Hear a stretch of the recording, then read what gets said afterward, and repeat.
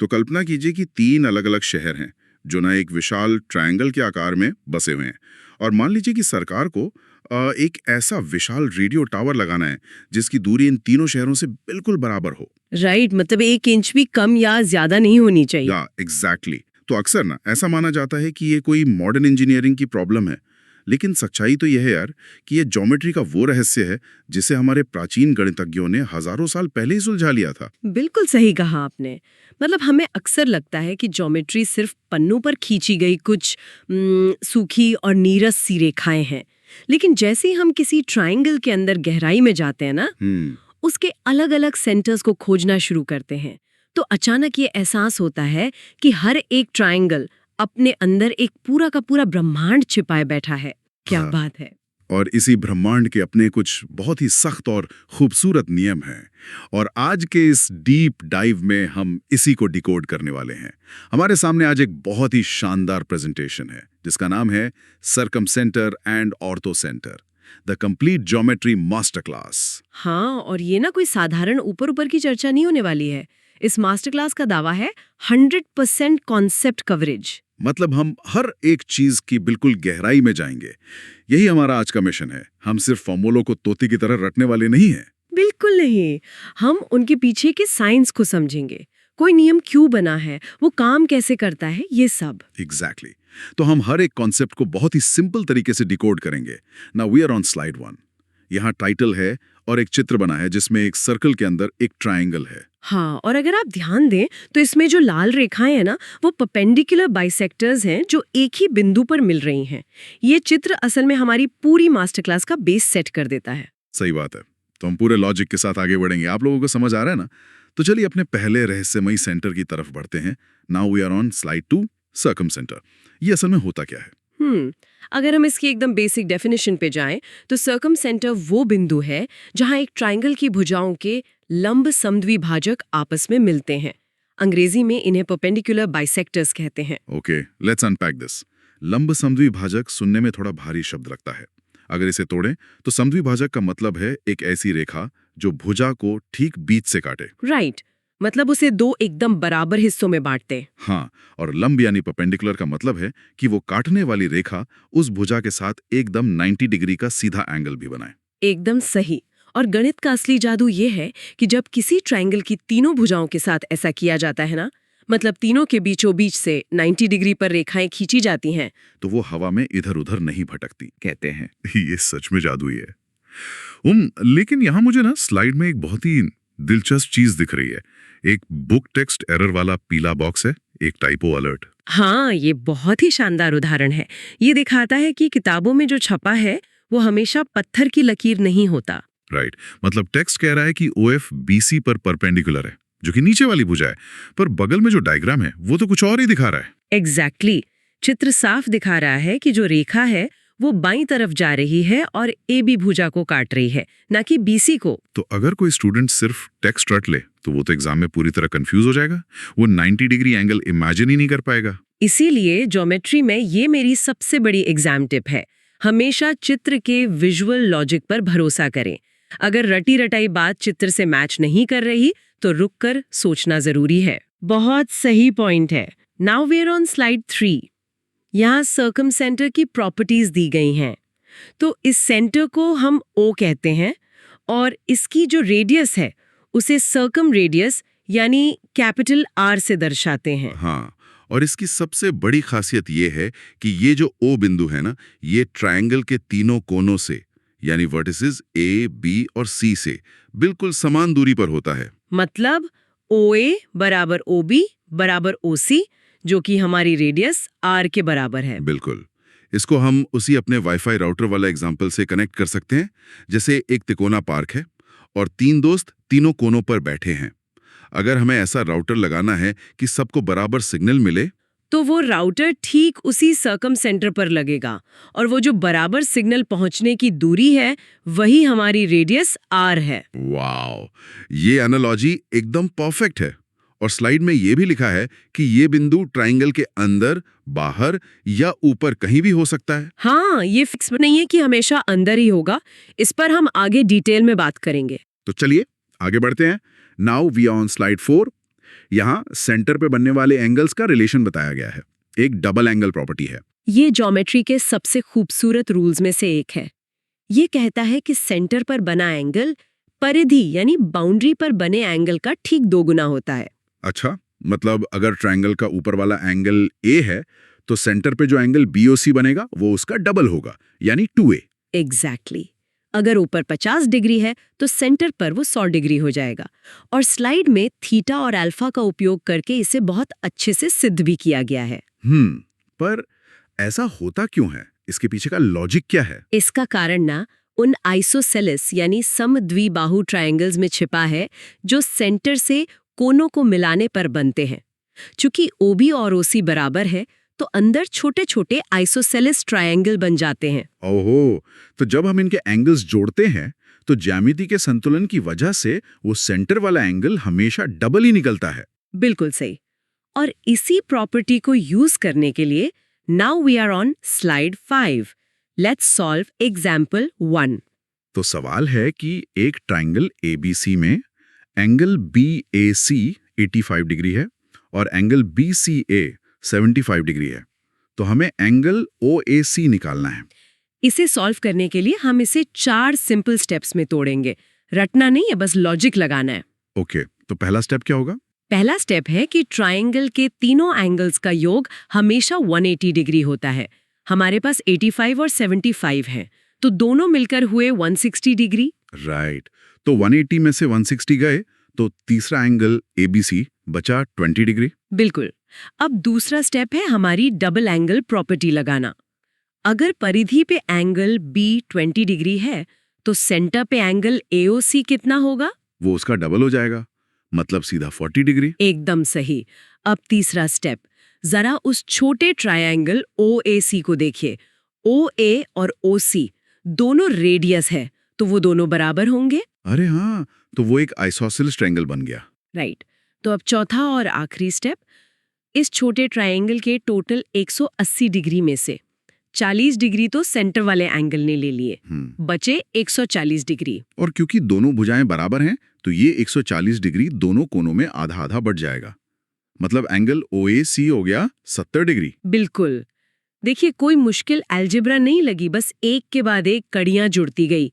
ये एग्जाम के लिए बहुत बहुत इंपॉर्टेंट है। सच में ये सोचने का तरीका बहुत बढ़िया है। अब now we are on slide 6, circum radius R और साइन रूल। ये क्या है? साइन रूल ना एक ऐसा टूल है जो साइड्स की लंबाई को सीधे उनके सामने वाले एंगल से जोड़ देता है। अच्छा, यहाँ फॉर्मूला दिया है R बराबर A/2 साइन A। हाँ, इसका मतलब है कि आप किसी भी भुजा को लें और उसे उसके सामने वाले एंगल के साइन के दुगने से भाग दे दे, तो आपको अपनी बाहरी रेडियस R मिल जाएगी। स्लाइड में जो मेन डायग्राम और छोटा बॉक्स डायग्राम है उसे देखकर ये समझ आ रहा है कि ये फॉर्मूला कैसे काम करता है। बिल्कुल, ये विजुअल कंपैरिजन बहुत हेल्पफुल है। अब यहाँ से एक बहुत ही हैरान करने वाली चीज आती है। Now we are on slide 7, area से सर्कम रेडियस निकालना। यहाँ एक पूरा फ्लो चार्ट है। हाँ, ये दिखाता है कि साइन रूल और एरिया के फॉर्मूले आपस में कैसे जुड़े हैं। हाँ, हम शुरू करते हैं एरिया वाले बेसिक फॉर्मूले से, डेल्टा बराबर half BC sine A। Okay. अब हम क्या करते हैं, साइन A की वैल्यू निकालकर उसे हमारे उस R वाले फॉर्मूले में रख देते हैं। तो इससे एक नया और बहुत ही पावरफुल फॉर्मूला बन जाता है। R बराबर ABC/4 डेल्टा, जहां डेल्टा हमारा एरिया है। एग्जैक्टली। और अगर एरिया निकालना हो तो डेल्टा बराबर ABC/4R। ये फॉर्मूला असल में एक बहुत गहरी बात कहता है। वो क्या? ये बताता है कि ट्रायंगल की 3 भुजाएं और उसका एरिया ही मिलकर ये तय कर देते हैं कि वो जो बाहरी सर्कल है वो कितना बड़ा होगा। मतलब अगर मेरे पास लकड़ी की 3 फिक्स्ड छड़ें हैं तो मैं उनसे जो भी ट्रायंगल बनाऊंगा उसका बाहरी सर्कल पहले से ही तय है। हाँ, आप उस सर्कल को अपनी मर्जी से छोटा या बड़ा नहीं कर सकते, सब कुछ डिटरमाइंड है। Mind blowing.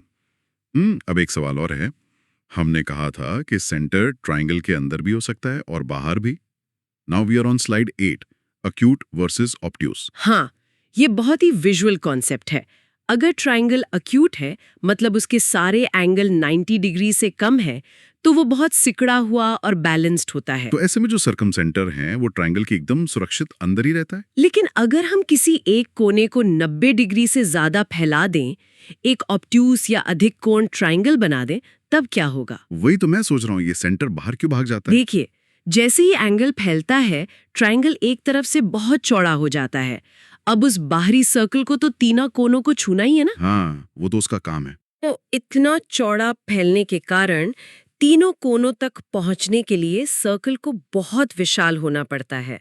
और जब सर्कल इतना विशाल हो जाता है तो उसका सेंटर खिसकते खिसकते ट्रायंगल की बाउंड्री से ही बाहर चला जाता है। ओह, मतलब अगर आपका पार्क एक तरफ से बहुत अजीब सा चौड़ा है तो सबको बराबर वाईफाई देने के लिए आपको राउटर पार्क के बाहर किसी और की जमीन पर लगाना पड़ेगा। बिल्कुल सही एनालॉजी है ये।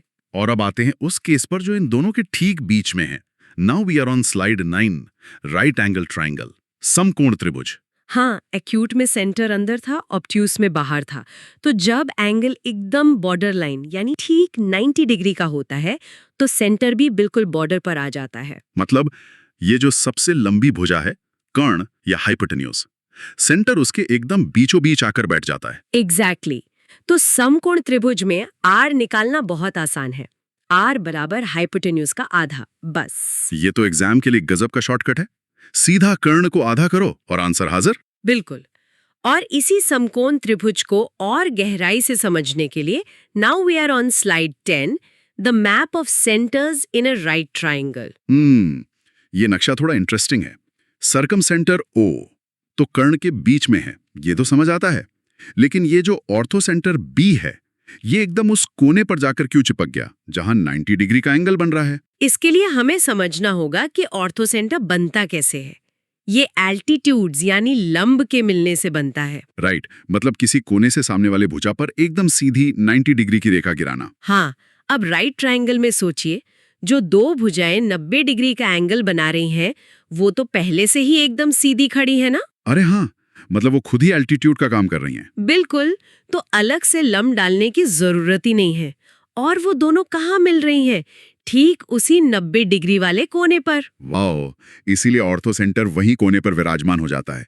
और इन सेंटर आई और सेंट्रॉइड जी वो कहाँ है? वो सर्कम सेंटर और ऑर्थो सेंटर के बीच की रेखा पर स्थित है।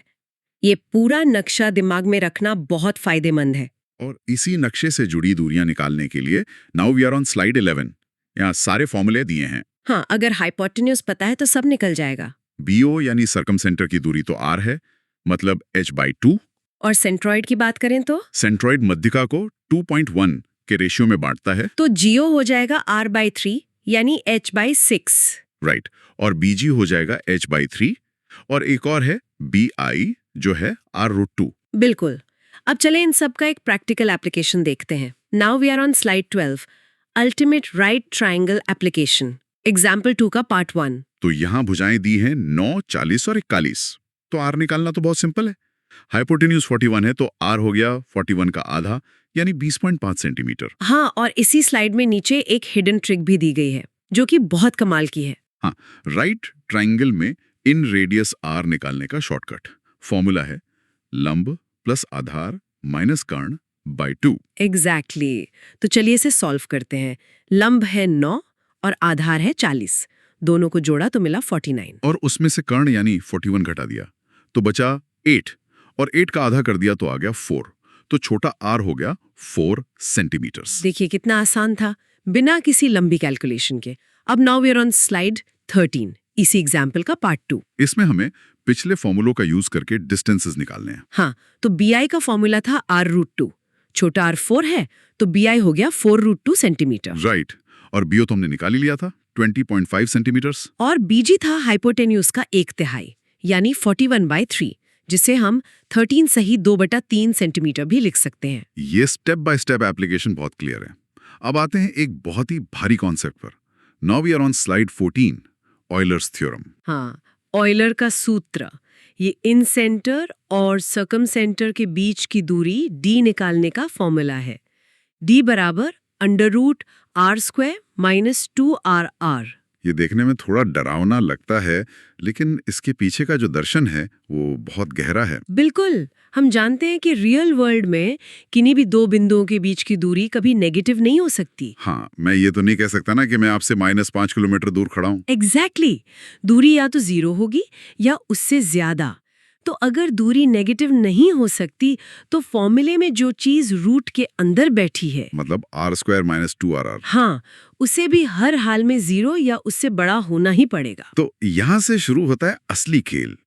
Now we are on slide 15, the golden inequality rule. जब गणितज्ञों ने इस बात को हल किया तो एक बहुत ही कठोर नियम सामने आया।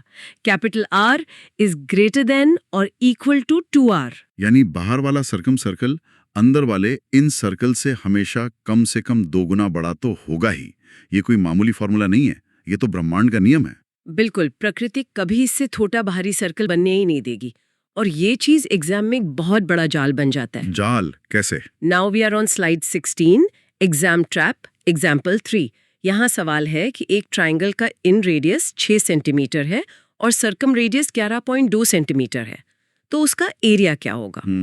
अगर कोई बच्चा सिर्फ फॉर्मूले रटकर घेरा है तो वो तो पागलों की तरह कैलकुलेशन करने लग जाएगा। हाँ, लेकिन अगर आप गोल्डन रूल लगाएं तो आपको दिखेगा कि कैपिटल R को छोटे r के दोगुने से बड़ा होना चाहिए। मतलब 6 का 2 गुना हुआ 12, तो सर्कम रेडियस को कम से कम 12 होना चाहिए था।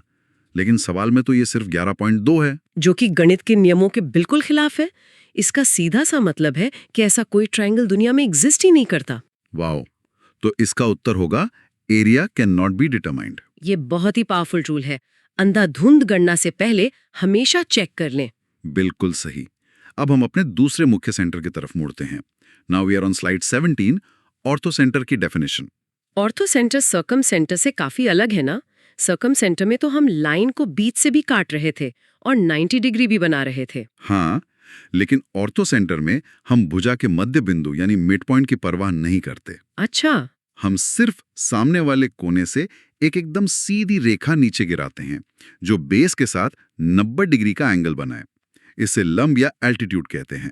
जैसे छत से सीधा पत्थर नीचे गिराना। और ये तीनों एल्टीट्यूड यानी H1, H2 और H3 जहां मिलते हैं वो ऑर्थो सेंटर H कहलाता है। बिल्कुल, और इसी से जुड़ा है हमारा अगला concept. Now we are on slide 18, area and altitude relations. यहाँ एरिया के फॉर्मूले दिए हैं, हाफ AH1 बराबर हाफ BH2 बराबर हाफ CH3। और यहीं से आता है कांस्टेंट रूल। क्योंकि ट्रायंगल का एरिया तो फिक्स है ना, आप उसे किसी भी साइड से नापें, जगह उतनी ही रहेगी। राइट। तो अगर एरिया कांस्टेंट है तो बेस और एल्टीट्यूड का जो गुणा है वो भी हमेशा कांस्टेंट रहना चाहिए। इसे हम एक सीसॉ की तरह समझ सकते हैं।